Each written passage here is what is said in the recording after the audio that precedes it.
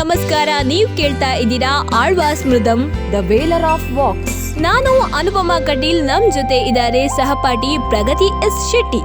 ಆತ್ಮೀಯ ಕೇಳುಗರೆ, 56ನೇ ಆಳ್ವಾಸ್ ಮೃದಂ ಸಂಚಿಕೆಯನ್ನು ನಿಮ್ಮೊಂದಿಗೆ ಹಂಚಿಕೊಳ್ಳಲು ಬಹಳ ಉತ್ಸುಕರಾಗಿದ್ದೇವೆ ಅಲ್ವಾ ಪ್ರಗತಿ?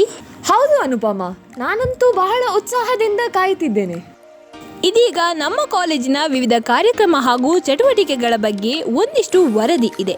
ಹಾಗಾದ್ರೆ ಇವತ್ತಿನ ಕಾರ್ಯಕ್ರಮವನ್ನ ಆರಂಭಿಸೋಣ ಅಲ್ವಾ? ಹೌದು ಅನುಪಮಾ, ನಾನಂತೂ ಬಹಳ ಉತ್ಸಾಹದಿಂದ ಕಾಯ್ತಿದ್ದೇನೆ. ಸರಿ, ಹಾಗಾದ್ರೆ ಈ ವಾರ ಏನೆಲ್ಲ ಆಯ್ತು ಅಂತ ಕೇಳ್ಕೊಂಡು ಬರೋಣ. ಹೆಲೋ ಪ್ರಗತಿ, ಇತ್ತೀಚೆಗೆ ನಡೆದ ಕರ್ನಾಟಕ ರಾಜ್ಯ ವೇಟ್ ಲಿಫ್ಟಿಂಗ್ನಲ್ಲಿ ಆಳ್ವಾಸ್ ತಂಡ ಚಾಂಪಿಯನ್ ಆಗಿರೋದು ನಿಂಗೆ ಗೊತ್ತಿದೆ ಅಲ್ವಾ? ಹೌದು ಅನುಪಮಾ. ಹಾಗಾದ್ರೆ ಇದರ ಬಗ್ಗೆ ಇನ್ನಷ್ಟು ಮಾಹಿತಿ ಇಲ್ಲಿದೆ. ಕರ್ನಾಟಕ ರಾಜ್ಯ ವೇಟ್ ಲಿಫ್ಟ್ ಸಂಸ್ಥೆ ಹಾಗೂ ಮೈಸೂರು ಜಿಲ್ಲಾ ವೇಟ್ ಲಿಫ್ಟ್ ಸಂಸ್ಥೆ ಜಂಟಿ ಆಶ್ರಯದಲ್ಲಿ ಮೈಸೂರಿನ ಮಹಾಜನ ಪ್ರಥಮ ದರ್ಜೆ ಕಾಲೇಜು ಆವರಣದಲ್ಲಿ ಜರುಗಿದ ರಾಜ್ಯ ಮಟ್ಟದ ಪುರುಷ ಮತ್ತು ಮಹಿಳೆಯರ ಯೂತ್, ಜೂನಿಯರ್, ಸೀನಿಯರ್ ಸೇರಿದಂತೆ ಒಟ್ಟು 6 ವಿಭಾಗಗಳಲ್ಲೂ ಆಳ್ವಾಸ್ ಕಾಲೇಜಿನ ಪುರುಷರು ಹಾಗೂ ಮಹಿಳೆಯರ ತಂಡ ಸಮಗ್ರ ಪ್ರಶಸ್ತಿ ಪಡೆದಿದೆ. ಆಳ್ವಾಸ್ ಕಾಲೇಜಿನ ವಿದ್ಯಾರ್ಥಿಗಳು ಪುರುಷರ ವಿಭಾಗದಲ್ಲಿ ಒಟ್ಟು 9 ಚಿನ್ನ, 10 ಬೆಳ್ಳಿ, 6 ಕಂಚುಗಳೊಂದಿಗೆ 25 ಪದಕ ಪಡೆದರೆ, ಮಹಿಳೆಯರ ವಿಭಾಗದಲ್ಲಿ 9 ಚಿನ್ನ, 14 ಬೆಳ್ಳಿ ಹಾಗೂ 5 ಕಂಚುಗಳೊಂದಿಗೆ ಒಟ್ಟು 28 ಪದಕಗಳೊಂದಿಗೆ 2 ವಿಭಾಗದಲ್ಲಿ ಭರ್ಜರಿ 53 ಪದಕ ಪಡೆದು ಪಾರಮ್ಯ ಮೆರೆದರು. ಸ್ಪರ್ಧೆಯಲ್ಲಿ ಭಾಗವಹಿಸಿದ 58 ವಿದ್ಯಾರ್ಥಿಗಳು ಆಳ್ವಾಸ್ನ ಕ್ರೀಡಾ ದತ್ತು ಯೋಜನೆಯಲ್ಲಿ ಉಚಿತ ವಸತಿ ಹಾಗೂ ತರಬೇತಿಗಳನ್ನು ಪಡೆಯುತ್ತಿದ್ದಾರೆ. ಇದಲ್ಲದೆ ಪ್ರಶಸ್ತಿ ಪಡೆದ ವಿದ್ಯಾರ್ಥಿಗಳ ತಂಡವನ್ನು ಆಳ್ವಾಸ್ ಶಿಕ್ಷಣ ಸಂಸ್ಥೆಗಳ ಅಧ್ಯಕ್ಷ ಡಾಕ್ಟರ್ ಎಂ ಮೋಹನ್ ಆಳ್ವಾ ಅಭಿನಂದಿಸಿದ್ದಾರೆ.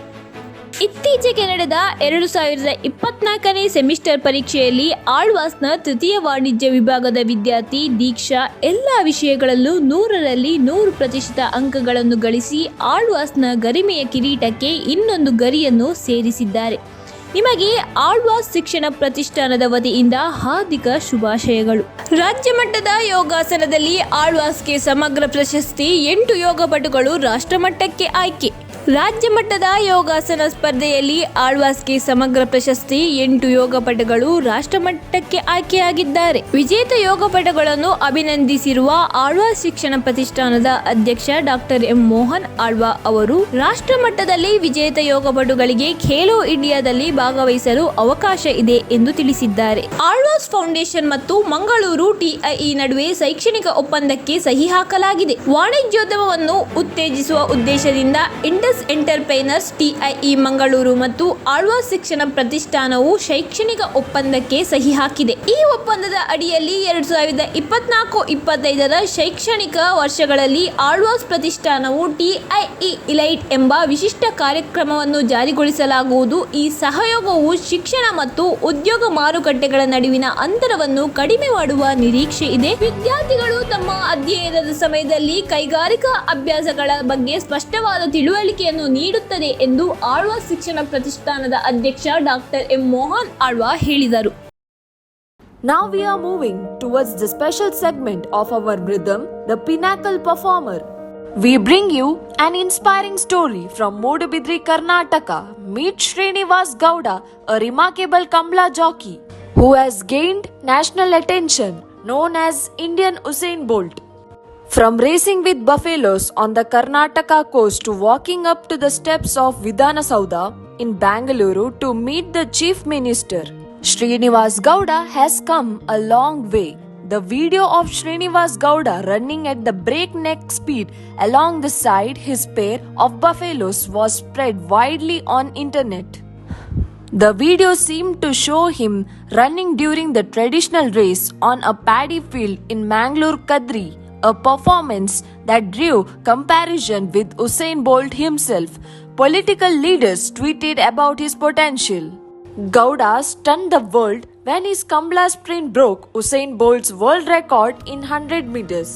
In an astonishing feat, Gowda ran 142.5 meters in just 13.62 seconds with his racing buffalo pair. This extraordinary performance has caught an eye of Sports Minister Kiran Rijiju, who has offered to arrange trials for Gowda through the Sports Authority of India. Srinivasa Gowda's performance stands as a testament to the enduring the spirit of Kamla racing and its vibrant tradition. This is the story of a local pride making global headlines, proof that the extraordinary talents can emerge from the most unexpected places.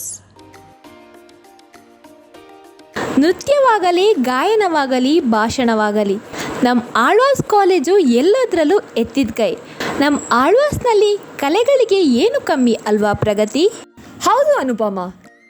ಈಗ ತುಳುನಾಡಿನ ವೈಭವವಾದ ಯಕ್ಷಗಾನದಲ್ಲಿ ಹಿಮ್ಮೇಳದಲ್ಲಿ ಹಾಡುವ ಭಾಗವತಿಗೆ ಎಂದು ಹಾಡಿ ನಮ್ಮ ಕಿವಿಗಳನ್ನು ಇಂಪಾಗಿಸಲಿದ್ದಾರೆ ತೃತೀಯ BA ತರಗತಿಯ ದಿವ್ಯಶ್ರೀ.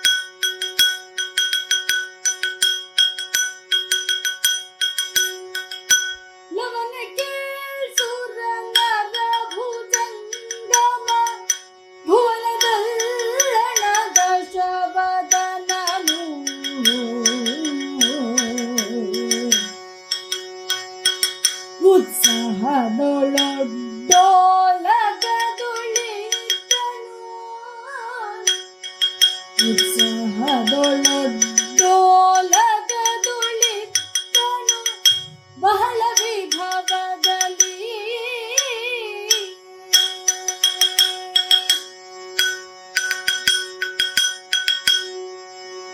ನಿಮ್ಮ ಈ ಮಧುರವಾದ ಅದ್ಭುತವಾದ ಕಂಠ ಇನ್ನಷ್ಟು ಜಾಗಗಳಲ್ಲಿ ಸದ್ದು ಮಾಡಲಿ. ಧನ್ಯವಾದಗಳು ದಿವ್ಯಶ್ರೀ. ಇದೀಗ ತೃತೀಯ BBAಯಲ್ಲಿ ವ್ಯಾಸಂಗ ಮಾಡುತ್ತಿರುವ ಶಶಾಂಕ್ R ನಮ್ಮೊಂದಿಗಿದ್ದಾರೆ. ರಾಷ್ಟ್ರೀಯ ಭದ್ರತೆಯ ಕುರಿತು ಒಂದಿಷ್ಟು ಮಾಹಿತಿಯನ್ನು ಅವರು ನಮ್ಮೊಂದಿಗೀಗ ಹಂಚಿಕೊಳ್ಳಲಿದ್ದಾರೆ. ಬನ್ನಿ ಹಾಗಾದರೆ ಅವರನ್ನು ಮಾತಾಡ್ಸ್ಕೊಂಡು ಬರೋಣ ಅಲ್ವಾ? ಸಮಸ್ತ ಶ್ರೋತೃವರ್ಗಕ್ಕೆ ನಮಸ್ಕಾರ. ಗೆಳೆಯರೇ, ರಾಷ್ಟ್ರ ಅನ್ನೋ ಒಂದು ವಿಷಯ ಬಂದಾಗ ಯಾವ ವ್ಯಕ್ತಿ ಒಂದು ದೊಡ್ಡ ಪ್ರದೇಶಕ್ಕೆ ತನ್ನ ಭಕ್ತಿ ಮತ್ತು ತನ್ನ ನಂಬಿಕೆಯನ್ನು ವ್ಯಕ್ತಪಡಿಸ್ತಾನೋ ಅದನ್ನು ರಾಷ್ಟ್ರಭಕ್ತಿ ಅಂತ ನಾನಂತೂ ನಂಬ್ತೀನಿ. ಹಾಗೆ ತಗೊಳ್ತಾ ಹೋದಾಗ ರಾಷ್ಟ್ರೀಯ ಭದ್ರತೆ ಒಂದು ಮುಖ್ಯವಾದ ವಿಷಯ. ಎಲ್ಲ ರಾಷ್ಟ್ರಗಳಿಗೂ ನಾವು ಗಡಿ ಕೊರ್ಕೊಂಡು ಸಪ್ರೇಟ್ ಆದ ನಂತರ ಒಂದು ಮುಖ್ಯವಾದ ವಿಷಯ ರಾಷ್ಟ್ರೀಯ ಭದ್ರತೆ. ರಾಷ್ಟ್ರೀಯ ಭದ್ರತೆಯ ಬಗೆಗೆ ನಮಗೆಲ್ಲರಿಗೂ ಇರುವಂತಹ ಭಾವನೆಗಳು ಮತ್ತು ನಮಗೆ ಅದರ ಬಗ್ಗೆ ಅಷ್ಟು ಸಂವೇದನೆ ಇಲ್ಲದೆ ಇರತಕ್ಕಂಥದ್ದು ನನಗಂತೂ ಬೇಸರ ತರಿಸುತ್ತೆ. ಯಾಕೆ ಅಂದರೆ ಅದಕ್ಕೆ ಸಹಜವಾಗಿ ಒಂದು ಕಾರಣವೂ ಇರ್ಬೋದು. ನಾವೆಲ್ಲ ನಮ್ಮ ವೀಕೆಂಡ್ಗಳನ್ನು ಪ್ಲ್ಯಾನ್ ಮಾಡ್ತೀವಿ, ನಮ್ಮ ರಜೆ ದಿನಗಳನ್ನು ಚೆಂದ ಪ್ಲ್ಯಾನ್ ಮಾಡ್ತೀವಿ. ಯಾಕೆಂದರೆ ನಮಗೆ ನಂಬಿಕೆ ಇದೆ, ನಮಗೇನೂ ಆಗ್ಲಿಕ್ಕಿರಲಿಕ್ಕಿರಲ್ಲ, ನಾವು ಇರ್ತೇವೆ ಅಂತ ತುಂಬ ಚೆಂದ ಪ್ಲ್ಯಾನ್ ಮಾಡ್ತೀವಿ. ಮತ್ತು ನಮ್ಗೆ ಆ ಪ್ರಿವಿಲೇಜ್ ಮತ್ತು ಸ್ವಾತಂತ್ರ್ಯ ಇದೆ. ಯಾಕೆಂದರೆ ಭಾರತದ ಬೇಸಿಕಲಿ ಈ ದಕ್ಷಿಣದ ಈ ಭಾಗದವರಿಗೆ ಅಂಥ ಅಭದ್ರತೆಯನ್ನು ನಾವು ಯಾವತ್ತೂ ಫೇಸ್ ಮಾಡಿಲ್ಲ, ಅಂಥ ಸ್ವಾತಂತ್ರ್ಯಹೀನತೆಯನ್ನು ನಾವು ಯಾವತ್ತೂ ಫೇಸ್ ಮಾಡಿಲ್ಲ, ಮತ್ತು ಅಂಥ ದೊಡ್ಡ ದೊಡ್ಡ ಉಗ್ರಗಾಮಿ ಟೆರರಿಸ್ಟ್ ಅಟ್ಯಾಕ್ಗಳನ್ನು ನಾವು ಯಾವತ್ತೂ ಫೇಸ್ ಮಾಡಿಲ್ಲ. ಯಾಕೆಂದರೆ ನಾವು ಅಷ್ಟು ಸೆಕ್ಯೂರ್ಡಾಗಿ ಮತ್ತು ನಾವು ಅಷ್ಟು ಸೇಫಾಗಿ ಒಂದು ಸುರಕ್ಷಿತ ಒಂದು ವಾತಾವರಣದಲ್ಲಿ ಬದುಕಿದ್ದೇವೆ.